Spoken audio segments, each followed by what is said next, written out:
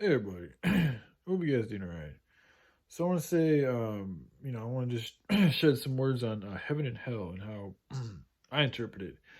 So one of the issues I have, and I don't think this is how Yahushua intended for it to go down. I think this is largely due to the manipulation that the lower vibrational ones have done to the Bible, to the Word, and how they've turned it into this black or white. This is why a lot of churches I go to, I don't like. I'm always like, there should be more color. Like it's like this is huge. This is the love, and look at the earth. His God's, if you want to call it that way, his creation. It's full of color. Okay, the human experience is full of a lot of different emotions, a lot of color, a lot of different variations. That's the spice of life, right? And I think one of the ways they take out that the love, the variations, the spice of life, your emotional fucking expression, and also just openness or just dynamic, because it's very we go through, we have a very wide range of emotions as human beings. This existence. In fact, what I've been told, it's like there is no other, like right now the human existence is the most like widely dynamic in regards to the different type of intensities you can go from, like in hate and love and good and evil and all these types of things. So but anyway, sorry, moving on here. It's in my opinion that like there's that notion that, oh, going to hell is like, it's this place you go to where internal suffering and damnation, it's like this completely separate place away from anything that's good. Like that's at least kind of the feeling I get sometimes when I hear about hell being spoken about. And the same is true with heaven. Like you get into heaven and it's full of this lovely place where there's no pain and suffering. It's all pleasant and beautiful and blissful and da da da.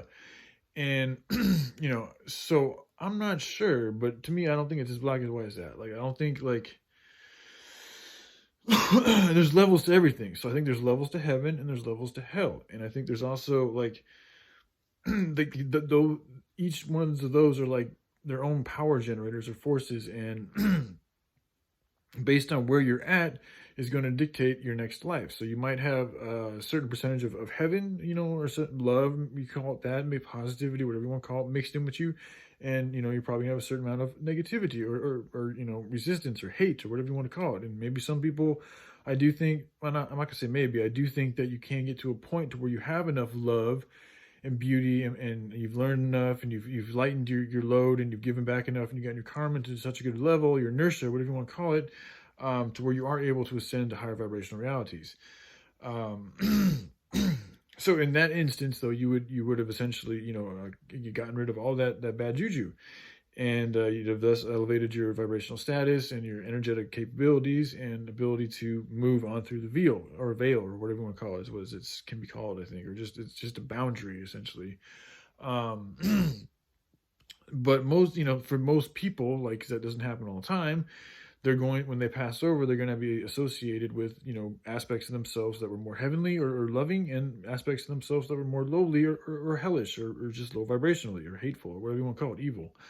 And so, but it's the mixture of those two that determines your next life. So it's like, it's like you're not, just because you might have done some wrong doesn't totally write you out of your ability to like have like to carnate into like, like doesn't mean you're going to go through eternal damnation or anything like that. I don't think that's true. Now if you continue to do a lot of bad shit, like a lot of bad shit, like a lot of bad shit, maybe you've been doing this for lifetimes and you show absolutely no remorse, you show no sign of wanting to change, then, who knows, man. I mean, it's just, but I think having remorse, I think, having a desire to change, and like knowing that what you did was wrong, and not wanting to perpetuate it anymore, and like, at least having, even if you don't act on those things, having that intent, or at least yearning for that desire, even if you don't feel it, but yearning to feel even those feelings again, is in itself a step towards, love or light or heaven. And the more steps you take towards that direction, what's the saying? You take one step towards the Most High, as the Most High takes two steps to you, or is it vice versa? I'm not sure, but it's the equation of like,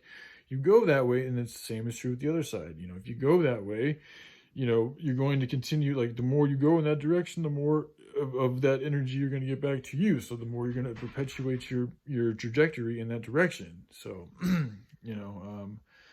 point being, just, I always try to just progress. Sometimes it's in baby steps, sometimes we're able to make leaps and bounds, but as long as we keep moving in the direction you really want to go, then you're going to be good. And that's different for everybody. So, all right, I love you guys. You'll take care. Bye.